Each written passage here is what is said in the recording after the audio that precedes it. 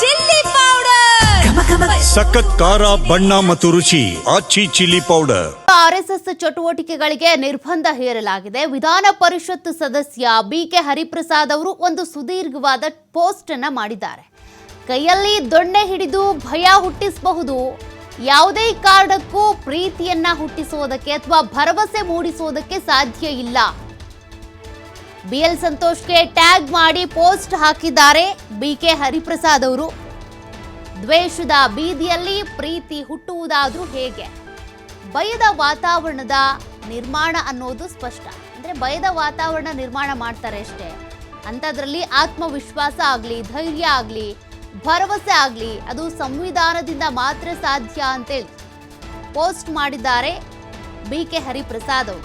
RSS ಅನ್ನೋದು paid ಸಂಘಟನೆ ಅಲ್ಲ ಅನ್ನೋದೇ ಆದರೆ ದೇಶ ವಿದೇಶಿ ಮೂಲದಿಂದ ಕೂಡ ಹಣ ಹರಿದು ಬರ್ತಾ ಇದೆ. ಆ ಹಣಕ್ಕೆ ಹೊಣೆ ಯಾರು? ಕಾಂಗ್ರೆಸ್ನ ಅನೇಕ ನಾಯಕರು ಇದನ್ನೇ ಪ್ರಶ್ನೆ ಮಾಡ್ತಾ ಇರೋದು. ಮೂಲ ಯಾವುದು? ಹಣ ಬರ್ತಾ ಇದೆಯಲ್ಲ, ಅದಕ್ಕೆ ಆಡಿಟ್ ಆಗ್ತಾ ಇದೆಯಾ, ಏನೇನು ಲೆಕ್ಕಾಚಾರ ಅದೆಲ್ಲದೂ ಕೂಡ ಲೆಕ್ಕ ಸಿಗ್ತಾ ಇದೆಯಾ, ಅದನ್ನು ಪ್ರಶ್ನೆ ಮಾಡ್ತಿದ್ದಾರೆ. ಬಿಕೆ ಹರಿಪ್ರಸಾದ್ ಅವರು ಕೂಡ ಒಂದು ಪೋಸ್ಟ್ ಮಾಡಿದ್ದಾರೆ, ನೀವು ಅದನ್ನು ಗಮನಿಸ್ತಾ ಇದ್ದೀರಾ. RSS ಅನ್ನೋದು ಸರ್ಕಾರಿ ಸಂಸ್ಥೆನೂ ಅಲ್ಲ ಅಥವಾ ಸರ್ಕಾರೇತರ ಸಂಸ್ಥೆಯೂ ಅಲ್ಲ, ಕನಿಷ್ಠ ನೋಂದಣಿನೂ ಆಗಿಲ್ಲ.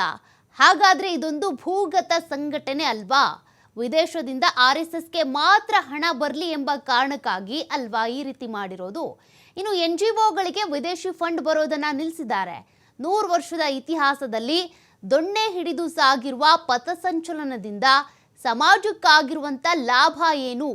ಹಾದಿ ಬೀದಿಲಿ ದೊಣ್ಣೆ ಹಿಡಿದು ಶಾಂತಿ ಸುವ್ಯವಸ್ಥೆಯನ್ನು ಹಾಳು ಮಾಡ್ತಾ ಇರೋದೇ ಸಾಧನೆ ಆಗ್ಬಿಟ್ಟಿದೆಯಾ RSSನದ್ದು? ದೊಣ್ಣೆ ಜನರ ಕೈಗೆ ಸಿಕ್ಕಿ ಬಡಿಸ್ಕೊಳ್ಬೇಡಿ, ಬೇಗ ಎಚ್ಚೆತ್ಕೊಳ್ದೇ ಇದ್ರೆ ಸಂಘಕ್ಕೆ ಉಳಿಗಾಲ ಇಲ್ಲ ಅಂತ ಬಿಕೆ ಹರಿಪ್ರಸಾದ್ ಅವರು ಒಂದು ಪೋಸ್ಟ್ ಮಾಡಿದ್ದಾರೆ. ಅದ್ರ ಮೂಲಕ RSSನ ಚಟುವಟಿಕೆಗಳಿಗೆ ನಿರ್ಬಂಧ ಹೇರಿರೋದು ಕರೆಕ್ಟ್ ಅಂತೇಳಿ ಅವರು ಕೂಡ ಸಮರ್ಥನೆ ಮಾಡಿಕೊಂಡಿರೋದು.